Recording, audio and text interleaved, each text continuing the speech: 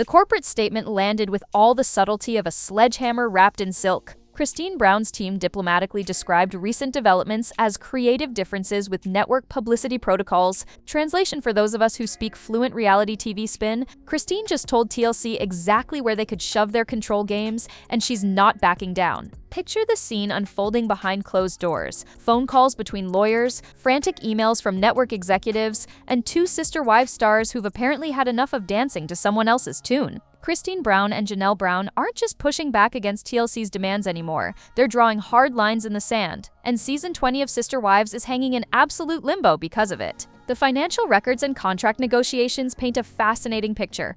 We're talking about women who helped build a television empire, whose personal trauma and family dissolution became appointment viewing for millions. Now they're saying no, not just politely declining, but systematically refusing to participate in what they view as continued manipulation and exploitation. Christine's rebellion didn't happen overnight. This has been building like pressure in a teapot, and the lid just blew clean off. Her memoir was supposed to be her moment to tell her story, her way. Instead, it became another battleground where TLC's legal department wielded red pens like weapons, slashing through chapters and removing entire sections before the book could see print. The network thought they could maintain their iron grip on narrative control even when Christine stepped away from plural marriage and moved to Utah. They were wrong. Dead wrong. Meanwhile, Janelle's approach has been quieter, but equally revolutionary. Since losing her son Garrison, she's been more intentional about everything in her life, including how much corporate nonsense she's willing to tolerate. Her 2025 detox plan isn't just about green smoothies and yoga poses. Sources close to the situation suggest it's about detoxing from toxic professional relationships that no longer serve her healing journey. The timing couldn't be more perfect. If you're Christine and Janelle, TLC needs them more than they need TLC right now. The network has invested years building the Sister Wives brand around these women's lives, marriages, and family dynamics. Without Christine's post-plural marriage journey and Janelle's authentic processing of grief and change, what exactly does season 20 look like? Here's where it gets interesting for every woman who's ever felt controlled by a contract, a boss, or a system designed to benefit everyone except her. Christine and Janelle aren't just fighting for creative control over their own stories, they're fighting for the right to exist as complete human beings, instead of carefully edited characters in someone else's narrative. The corporate panic is practically palpable. Network executives who thought they'd lock down their talent for another profitable season are discovering that grief, growth, and getting fed up with manipulation can trump even the most ironclad contracts. But the Memoir massacre reveals something even more shocking about how deep TLC's control actually runs. The publishing world became a battlefield the moment Christine Brown decided to tell her unfiltered truth. Multiple chapters of her memoir were heavily redacted or completely removed by TLC's legal department before the book could see print. Let that sink in for a moment. A woman's own story about her own life, censored by the people who profited from her pain for over a decade. This isn't just about editing for flow or fact-checking for accuracy. Sources close to the publication process describe a systematic gutting of Christine's most honest reflections. The chapters that didn't make it, the ones that apparently revealed too much about how reality television actually works, how families get manipulated for storylines, and what goes on when those cameras stop rolling. Imagine Christine sitting in her Utah home, reading through her own manuscript with entire sections blacked out like some kind of classified government document. These weren't random cuts either. The removed content allegedly included her most candid observations about the emotional toll of performing a marriage for television, the pressure to create drama when real life wasn't dramatic enough, and the financial arrangements that kept everyone dancing to the network's tune. The legal justification was probably buried in contract language about protecting the integrity of ongoing production and maintaining confidentiality of proprietary processes. Corporate speak for you can tell your story, but only the parts we approve of. For a woman who spent years having her authentic reactions edited into convenient storylines, this memoir censorship must have felt like the ultimate betrayal. But here's where Christine's business instincts kicked into high gear. She could have accepted the redacted version, promoted the sanitized memoir, and collected her advance check. Instead, she chose nuclear transparency. She started systematically canceling events where these restrictions would have been enforced. Major bookstore appearances vanished from schedules, podcast interviews got mysteriously postponed, media opportunities that took months to coordinate were suddenly scrapped. The message was crystal clear. If Christine couldn't speak freely about her experiences without network censorship or narrative coaching, she wouldn't speak at all. This wasn't a temper tantrum. This was strategic warfare fought by a woman who finally understood her own power in the equation. Publishing industry insiders describe the situation as unprecedented. Authors typically accept editorial input, even heavy-handed corporate oversight, to get their books into the world. Christine's decision to cancel promotional opportunities rather than submit to continued control represents a seismic shift in how reality TV personalities might approach their post-show careers. The financial implications alone should have network executives breaking into cold sweats. Christine's memoir was positioned to be a bestseller, capitalizing on years of Sister Wives viewership. Her promotional appearances would have driven sales and maintained public interest in the franchise. By refusing to participate in controlled publicity, Christine essentially held both her book sales and TLC's promotional strategy hostage.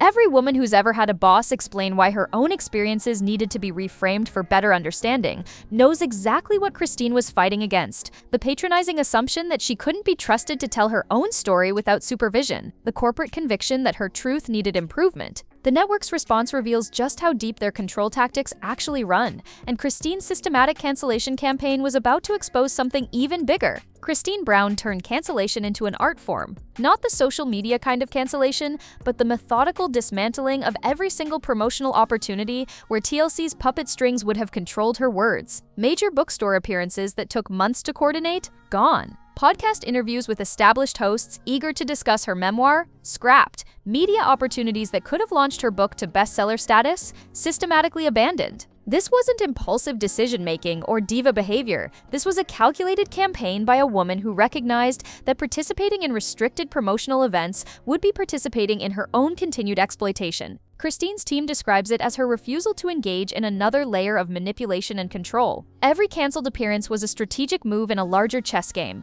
The logistics alone tell a fascinating story. Think about the coordination required for a memoir launch. Publishers book venues months in advance. Media outlets schedule interviews around celebrity availability. Book clubs arrange special events. Marketing campaigns get built around confirmed appearances. Christine's team had to systematically unravel this entire promotional web, one canceled commitment at a time.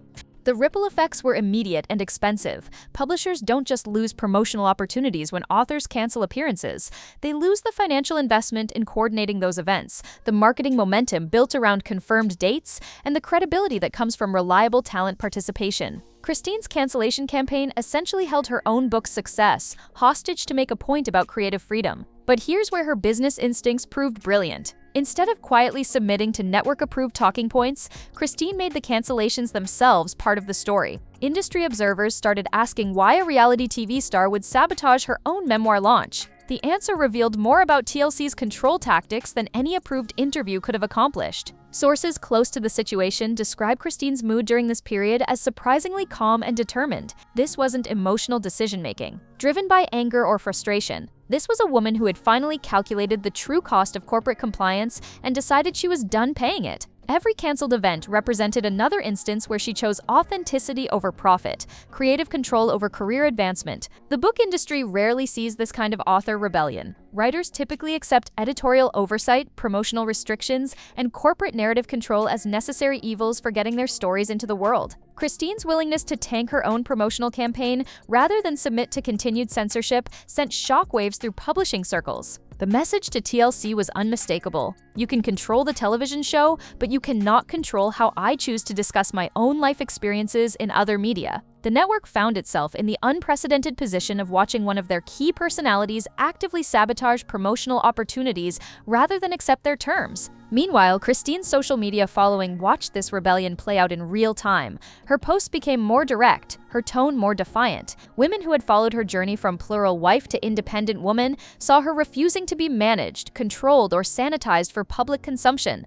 The canceled events became symbols of something much bigger than book promotion. Every woman who has ever been told to stay on message or keep it professional when discussing her own experiences understood exactly what Christine was fighting for: the right to tell her story without corporate filtering, the freedom to discuss her life without network-approved talking points. But Christine's memoir rebellion was just the beginning. The real pattern of TLC's control tactics runs much deeper than book censorship. The memoir censorship wasn't an isolated incident. It was the latest move in a control pattern that stretches back years, revealing how reality television networks maintain their grip on cast members long after cameras stop rolling. Christine's rebellion has accidentally exposed the invisible cage that surrounds reality TV personalities, and the view from inside is absolutely chilling. Industry insiders describe a system designed to keep cast members dependent and compliant, contracts that extend far beyond filming periods, controlling everything from social media posts to book deals to personal appearances, non-disclosure agreements that prevent stars from discussing the real mechanics of show production, financial arrangements that make leaving the network economically devastating. Think about the psychology of this setup. Reality TV personalities become famous by sharing their authentic lives, but that authenticity gets packaged, edited, and controlled by corporate interests. Their genuine emotions become storylines, their family conflicts become ratings drivers, their personal growth gets shaped into narrative arcs that serve the network's agenda. Christine spent over a decade in this system, watching her marriage dissolution, her children's reactions, and her personal healing journey get transformed into entertainment content. The network profited from every tear, every fight, every moment of genuine vulnerability. Now that she's trying to reclaim her narrative through her memoir, TLC's legal department swooped in with red pens to maintain control. Here's the red flag checklist that every reality TV viewer should understand. When networks start controlling how cast members discuss their experiences outside the show, that's manipulation, not creative collaboration. When legal departments censor personal memoirs, that's exploitation, not editorial guidance. When promotional opportunities get restricted to network-approved talking points, that's narrative control, not professional management. The financial component reveals the true scope of this control system. Reality TV contracts often include exclusivity clauses that prevent cast members from discussing their experiences with competing networks or media outlets. They include promotional obligations that require stars to market the show using approved messaging. They include penalties for disparaging the network or revealing behind-the-scenes information. Christine's memoir Massacre exposes how these controls extend into seemingly independent projects. Her book deal existed separately from her sister wives' contract, but TLC's legal reach still touched her manuscript. This suggests a level of ongoing control that most viewers never see or understand. The emotional toll of this system can't be understated. Imagine having your personal growth journey, your family relationships, and your healing process constantly evaluated for entertainment value. Every genuine moment gets assessed for its potential to create drama, drive ratings, or advance storylines. Authenticity becomes a commodity to be managed and manipulated. Women who have escaped controlling relationships recognize the pattern immediately. The isolation from outside perspectives, the financial dependence that makes leaving seem impossible, the constant messaging that you need their guidance to succeed, the punishment for asserting independence or questioning their authority. Christine's rebellion represents something unprecedented in reality television. A cast member with enough financial independence, emotional strength, and public support to say no to continued control. Her willingness to sacrifice book sales and promotional opportunities to maintain creative freedom threatens the entire system that keeps reality stars compliant. But while Christine's resistance has been public and dramatic, Janelle's approach represents a different kind of revolution entirely. While Christine wages war with dramatic memoir cancellations and public defiance, Janelle Brown has chosen a different path of resistance. Her revolution whispers where Christine's roars, but it might be even more dangerous to TLC's carefully constructed narrative control. Since losing her son Garrison, Janelle has become what industry insiders describe as intentionally unreachable when it comes to network demands. The transformation didn't happen overnight. Grief has a way of crystallizing what actually matters versus what we've been told should matter. For Janelle, watching her son struggle while cameras documented family dysfunction apparently triggered a fundamental shift in priorities. Sources close to the family describe a woman who suddenly started questioning everything about her professional obligations. Her social media presence tells the story in subtle but unmistakable ways. Where Janelle once carefully curated posts that aligned with sister wives' storylines, she's now sharing raw, unfiltered thoughts about healing, loss, and personal growth. Network-approved messaging has been replaced by authentic processing of grief and change. The corporate polish is gone, replaced by the messy honesty of a mother learning to live after devastating loss. The shift has TLC executives walking on eggshells. Grief makes people unpredictable, and unpredictable cast members threaten carefully planned storylines. Janelle's increased openness on social media represents exactly the kind of uncontrolled narrative that networks spend millions trying to manage. When reality stars start sharing their unfiltered thoughts, corporate spin becomes impossible to maintain. But Janelle's quiet rebellion goes deeper than social media authenticity. Sources suggest she's been systematically reducing her availability for network demands. Promotional obligations that used to be automatic, yes responses, now get careful consideration. Filming schedules that once took priority over personal needs are being evaluated through the lens of her healing journey. The contrast with her previous compliance makes this resistance even more powerful. Janelle was always the practical one, the steady presence who showed up and did the work without drama. Her reliability made her invaluable to TLC's production plans. Now that dependability has been replaced by intentional boundaries, and the network is scrambling to adjust. Women who have experienced profound loss understand exactly what's happening here. Grief strips away tolerance for nonsense. When you've buried a child, corporate demands for narrative compliance start feeling obscenely trivial. The energy required to maintain artificial storylines becomes energy you'd rather spend on actual healing. Janelle's approach threatens TLC's control system in a completely different way than Christine's public battles. Christine's rebellion is visible, dramatic, and can be framed as personality conflict. Janelle's resistance is quiet, steady, and absolutely impossible to argue with. Who's going to demand that a grieving mother prioritize television production over her emotional recovery? The timing of her resistance couldn't be more strategically perfect, even if it wasn't intentionally planned. Season 20 needs Janelle's participation to maintain continuity, but Janelle now has the ultimate trump card. Her grief provides moral authority that supersedes any contract obligation. Network executives can't exactly issue ultimatums to a woman processing the loss of her son. Industry observers describe Janelle's transformation as the most significant threat to Sister Wives' future. Christine's departure was disruptive but predictable. Janelle's quiet withdrawal from network compliance represents something much more dangerous, a cast member who simply stops caring about corporate priorities. But her 2025 detox plan suggests this quiet revolution might be building towards something much bigger than anyone anticipated. Janelle Brown's 2025 detox plan sounds innocent enough on the surface. She's talking about mental and physical health, spirituality, and intentionality like it's just another New Year's resolution about green smoothies and meditation apps. But women who have navigated major life transitions recognize this language immediately. This isn't about juice cleanses. This is about systematically removing toxic influences from every aspect of her life. The timing tells the real story. Janelle announced this comprehensive detox plan while TLC scrambles to salvage Season 20, and Christine wages her memoir warfare. Coincidence? Not likely. When someone starts talking about detoxing their mental health and practicing intentionality after years of reality TV participation, they're essentially announcing their intention to evaluate every relationship and commitment for toxicity. Industry sources are asking the obvious question, could Janelle choose to leave Sister Wives behind entirely? Her life has changed considerably since Garrison's death, and her priorities have shifted in ways that make network obligations feel increasingly irrelevant. The detox language suggests she's preparing to make major decisions about what stays and what goes in her new reality. The spirituality component deserves particular attention. Janelle's never been the most religiously vocal of the Sister Wives cast, but grief often triggers deeper spiritual searching. When she talks about focusing on spirituality as part of her 2025 plan,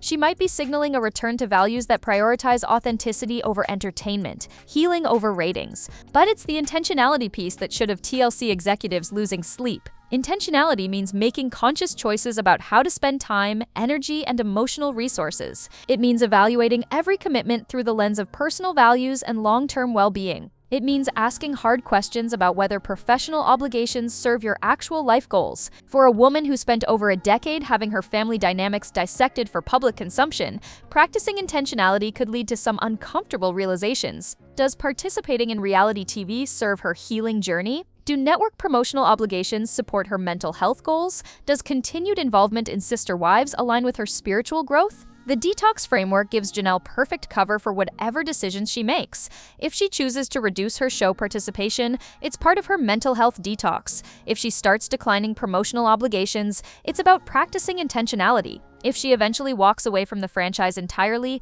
it's spiritual growth, not contract rebellion. Women who have used similar language during major life transitions know exactly what this signals. The detox vocabulary is code for, I'm done tolerating things that don't serve my highest good. It's the language of someone preparing to make radical changes while maintaining plausible deniability about the scope of those changes. The corporate implications are staggering. Janelle's participation has been crucial to Sister Wives' appeal because she represented stability and common sense within the family chaos. Her practical perspective balanced the more dramatic personalities and provided viewers with someone relatable to root for.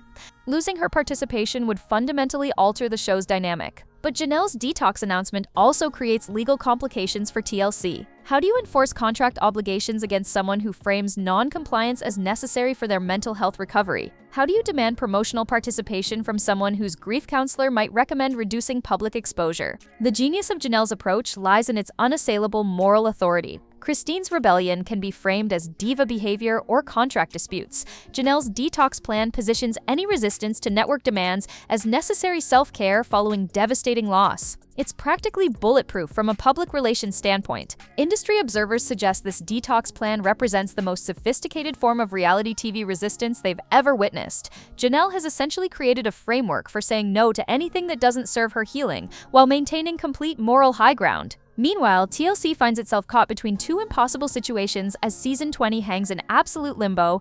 TLC executives are facing their worst nightmare, a franchise built on family dysfunction, where the family members have suddenly developed healthy boundaries. Season 20 of Sister Wives hangs in limbo, not because of budget constraints or scheduling conflicts, but because two key cast members have essentially gone rogue, and the network has no playbook for this situation. The financial math is brutal. Sister Wives generates millions in advertising revenue, international licensing deals, and streaming platform arrangements. The show's success created an entire cottage industry of spin-offs, specials, and promotional tie-ins. All of that depends on cast cooperation, and cooperation is exactly what Christine and Janelle are withholding. Christine's memoir Rebellion exposed how far TLC's control extends beyond television production. Her systematic cancellation of promotional events revealed the network's expectation of narrative management across all media platforms. Now that she's refusing to play by those rules, TLC faces the unprecedented challenge of promoting a show where key personalities actively resist their messaging strategy. Janelle's quiet revolution presents an even thornier problem. How do you pressure a grieving mother to prioritize television production over her emotional recovery? Her 2025 detox plan provides bulletproof justification for any level of non-participation she chooses. The network can't exactly issue ultimatums to someone processing profound loss without looking like corporate monsters. The legal complications multiply daily. Reality TV contracts typically include promotional obligations, exclusivity clauses, and narrative compliance requirements. But both women have found ways to resist these obligations while maintaining plausible legal cover. Christine frames her resistance as creative freedom. Janelle positions hers as necessary self-care. Industry insiders describe panic behind closed doors. Production schedules that depend on cast availability become impossible to maintain when cast members start prioritizing personal needs over network demands. Storyline development gets derailed when participants refuse to perform their assigned roles in family drama. The precedent implications terrify network executives across the industry. If Sister Wives cast members can successfully resist corporate control, what stops reality stars from other franchises doing the same? The entire business model depends on keeping talent compliant and dependent. TLC's options are limited and unappealing. They can try to proceed with Season 20 using remaining family members, but the show's appeal has always been built around the complete family dynamic. They can attempt legal enforcement of contract obligations, but that risks public relations disasters with grieving families and memoir censorship, or they can negotiate new terms that give cast members more control, setting dangerous precedents for future contracts. Meanwhile, the Sister Wives community and broader reality TV audience are watching this corporate standoff with fascination. The Sister Wives fanbase has transformed into something TLC never anticipated, an army of middle-aged women who recognize corporate manipulation when they see it. Facebook groups that once dissected polygamous family drama are now analyzing contract law and media ethics. The community response to Christine and Janelle's rebellion has been overwhelmingly supportive, and that support is becoming a powerful force. Women who followed Christine's journey from struggling plural wife to independent Utah resident see her memoir censorship battle as validation of everything they suspected about reality TV manipulation.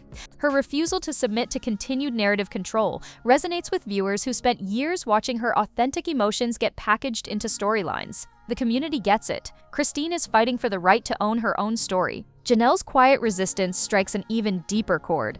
The Sister Wives audience includes countless women who have navigated grief, loss, and major life transitions. Her 2025 detox language speaks directly to viewers who understand the necessity of removing toxic influences during healing processes.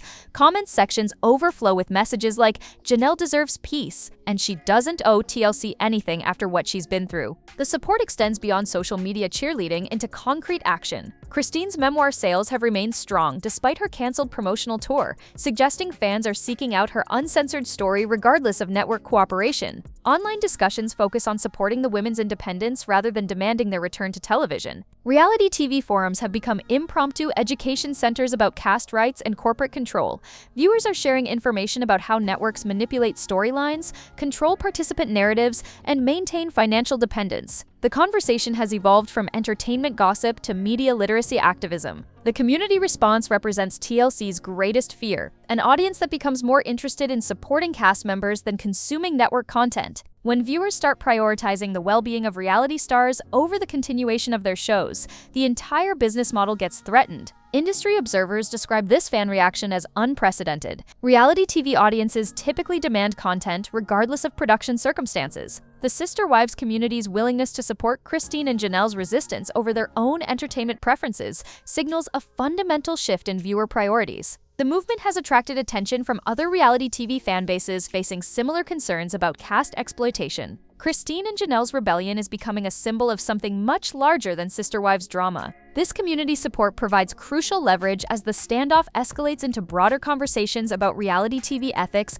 and caste rights. Christine and Janelle's rebellion has accidentally ignited a conversation that extends far beyond Sister Wives drama. Their resistance to TLC's control tactics is exposing uncomfortable truths about reality television that the industry has spent decades trying to keep buried. Media ethics experts, legal scholars, and caste advocacy groups are suddenly paying attention to questions that should have been asked years ago. The reality TV business model depends on a fundamental power imbalance. Networks hold the financial resources, legal expertise, and platform access, while cast members provide their personal lives as content. Contracts typically favor corporate interests over participant well-being, creating situations where people become trapped in systems that profit from their trauma while limiting their ability to control their own narratives. Christine's memoir Censorship reveals how this control extends beyond television production into every aspect of cast members' public lives. When networks can dictate how reality stars discuss their experiences in books, interviews, and personal appearances, they're essentially claiming ownership of those experiences. That's not entertainment production, that's exploitation. Janelle's strategic use of grief and healing language to resist corporate demands demonstrates how cast members can reclaim power using their own moral authority. Her 2025 detox framework provides a template for other reality personalities who want to establish boundaries without triggering legal battles. The financial dynamics deserve scrutiny too. Reality shows generate enormous profits while cast members often remain financially dependent on continued participation. This creates coercive circumstances where people feel forced to sacrifice privacy, authenticity, and well-being for economic survival. Legal experts are noting how reality TV contracts often include terms that would be considered unconscionable in other industries. Non-compete clauses that prevent cast members from working with rival networks, exclusivity agreements that control social media activity, non-disclosure provisions that make it impossible to discuss problematic working conditions. The Christine and Janelle situation is becoming a case study for advocates pushing for reality TV participant rights. Their resistance demonstrates that cast members do have power when they're willing to use it strategically. More importantly, it shows how public support can provide leverage against corporate pressure. Women's advocacy groups are particularly interested in this story because it involves mothers protecting their right to control their own narratives while processing grief and trauma. The intersection of media exploitation, family dynamics, and corporate power creates a compelling framework for broader discussions about consent and autonomy in entertainment. But the ultimate question remains, what happens next? And will this rebellion change reality television forever? The standoff between Christine, Janelle, and TLC has reached a critical juncture where someone has to blink first, and the implications extend far beyond season 20 of Sister Wives. The network faces an impossible choice: cave to demands for creative control and set dangerous precedents, or proceed without key cast members and risk franchise collapse. TLC's options are limited and expensive. They could attempt to salvage season 20 using remaining family members, but the show's appeal has always centered on the complete family dynamic. Robin and Cody alone cannot carry the franchise that built its success on plural marriage complexity and women's perspectives. The audience didn't tune in for patriarchal monologue, they came for sisterhood, conflict, and authentic female experience. Legal enforcement represents TLC's nuclear option, but the optics are catastrophic. Imagine the headlines: network sues grieving mother, or TLC forces memoir censorship through courts. The public relations nightmare would dwarf any contractual victory, especially with the Sister Wives fanbase already rallying around Christine and Janelle's resistance. The more likely scenario involves negotiation, but that means TLC acknowledging they overplayed their hand. Granting Christine and Janelle more creative control over their narratives would fundamentally alter the power dynamic that keeps other reality stars compliant. Every cast member across TLC's portfolio would suddenly have ammunition for their own contract renegotiations. Christine's memoir battle has already set precedent for post-show narrative control. If she successfully publishes her uncensored story while maintaining her resistance to promotional restrictions, other reality personalities will take notice. The message would be clear. You can reclaim your story if you're willing to sacrifice corporate cooperation. Janelle's detox framework provides a template for strategic resistance that other cast members could adopt. Her positioning of non-compliance as necessary self-care creates moral authority that's difficult to challenge legally or publicly. Expect similar language from reality stars seeking to establish boundaries with networks. The broader industry is watching nervously. If TLC capitulates to Christine and Janelle's demands, it signals to other networks that cast members have more power than previously assumed. If the network proceeds without them, it demonstrates that even successful franchises can crumble when talent refuses to comply. The Sister Wives community will ultimately determine the outcome through their viewing choices. If audiences support the women's independence over their entertainment preferences, networks across the industry will be forced to reconsider how they treat reality TV participants. The revolution that started with memoir censorship and grief-based boundaries might just reshape reality television's entire power structure.